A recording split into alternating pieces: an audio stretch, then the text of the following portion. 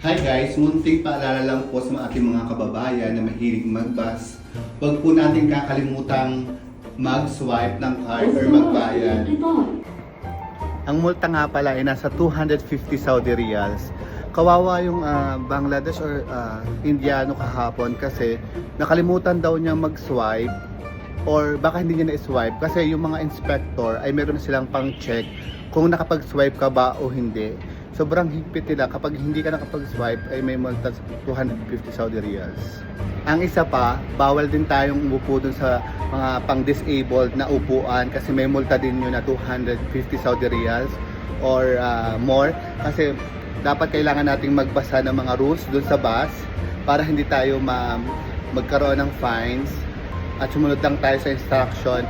At sobrang higpit ng mga inspector kasi random sila nag-check sa bawat bus station. So ingat po kayo palagi. God bless.